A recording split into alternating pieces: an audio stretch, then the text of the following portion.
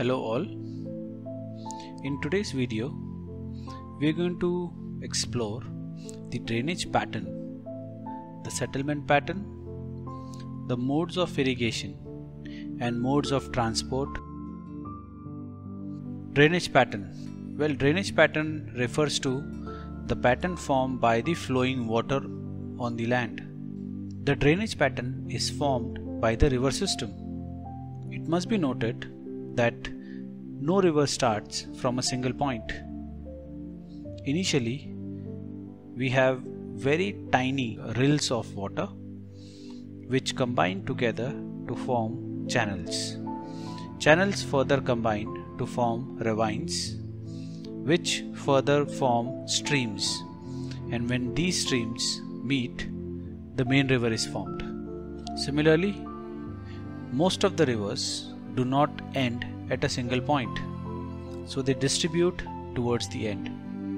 So the conclusion is, the entire river system can be divided into stages.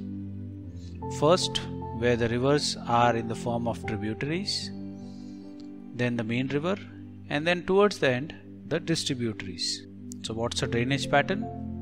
The pattern that emerges due to the spatial arrangement of tributaries, the main river and the distributaries. The drainage pattern can be of different types like radial, trellised, dendritic and disappearing. Sometimes it is possible that the pattern has more than one type of drainage. The first type of drainage pattern is radial drainage pattern. Here we see the streams flow outwards in multiple directions. Well, this happens usually when there is a hill in the center, and then the water flows along the slopes of the hill. You can see an example of radial drainage pattern in 45D/7 9574. Next is trellised drainage pattern. Here, next is trellised drainage pattern. In trellised drainage pattern, the streams are parallel to each other and they meet the main river, forming angle close to 90 degrees.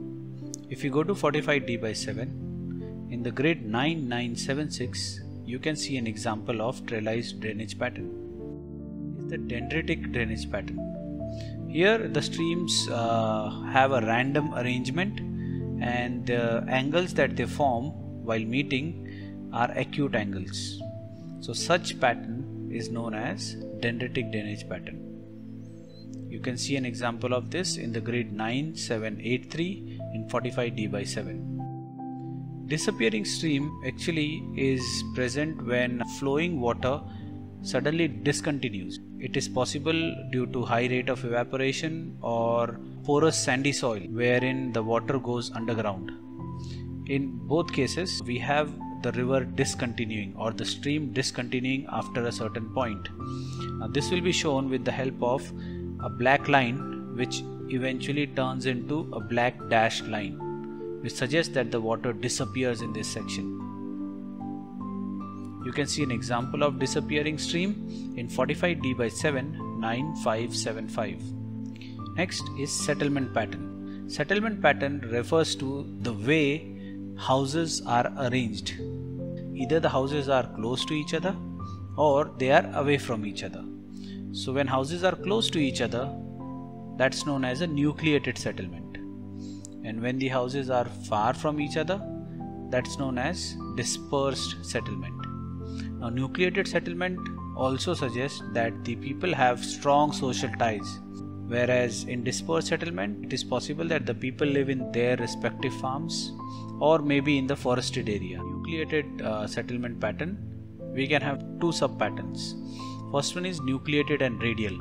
Here, the houses are clustered and the settlement spreads in almost all direction, and there are multiple modes of transport that help this settlement stay connected with the nearby places. Plus, it also suggests that such settlement will have trade practiced. Nucleated and linear, on the other hand, has houses on the sides of roads or rivers. So here people depend on road or river for their livelihood. If you go to 45D/7 in the grid 9576, you can see example of nucleated and radial settlement, whereas in 9274 you can see nucleated and linear settlement. Let's have a look at these two patterns.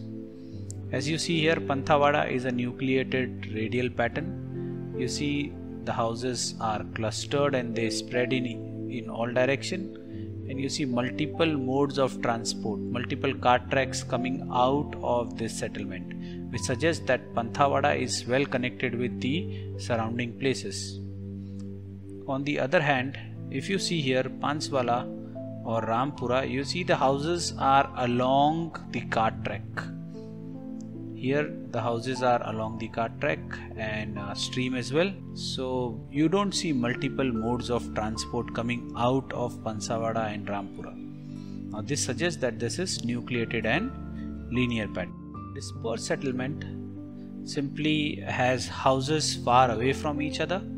As you see in this section, the green section represents forest and then the yellow one represents agricultural field. So to see these houses far away from each other, now this is a dispersed settlement. Very easy to identify. Next is modes of transport. Modes of transport include meter gauge railway. The symbol for meter gauge railway looks like this. So if you go to 45D/7, the southeast part has the only meter gauge railway present in both the maps. Metal road is actually a cemented road. Cemented road would be shown with the help of a single red line, but it is a broader red line. We won't have two parallel red line in our topo sheet. Then when these parallel lines are in the form of dash, we have unmetal road. Unmetal road is a road which is not cemented. It is wide enough, but it is not cemented. You can get an example of unmetal road in 45D/7, 8473 or 74. Then we have cart track. Cart track is shown with the help of red single line, and you will see many of them on the topo sheet. So cart track will be a slightly narrower road. It is unmetal, of course. It is wide enough for a four-wheeler or a bullock cart to cross. Then we have pack track shown with the single red dashed line. Here you see pack track. It is narrower than cart track, and it can be used for two-wheelers or for walking pedestrians. Then we have footpath. The footpath here doesn't mean the footpath along the highways or the roads. This footpath means the trail in the forest. So you see a couple of examples of footpath here. So you can easily guess that footpath will be available only in the green section on the map.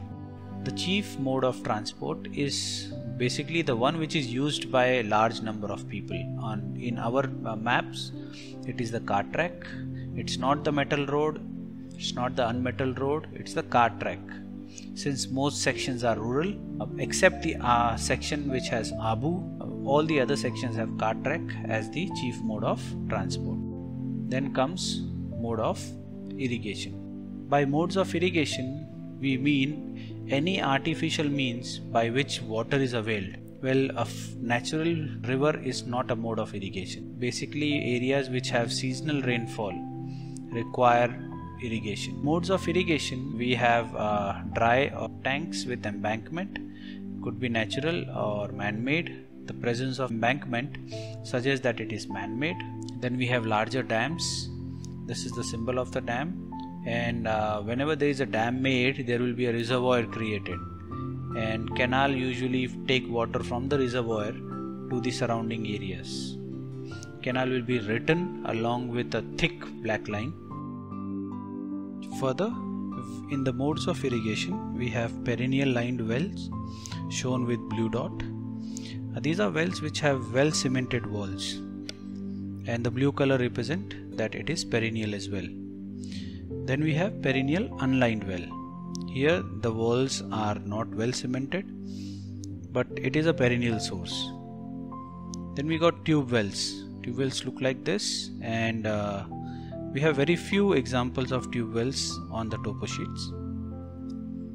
Then we have some wells with the word brackish written with them, which suggests that the water from the well is unfit for drinking as it is saline or salty. You can go to 45D by 10, 0183 or 0184. You will find two examples of tube well there. Then if you go to 1621, you will find example of a well with brackish water.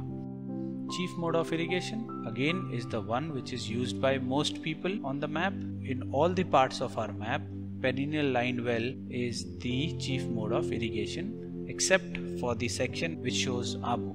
Hope you enjoyed the video. Now it's time to begin solving the assignments. All the best.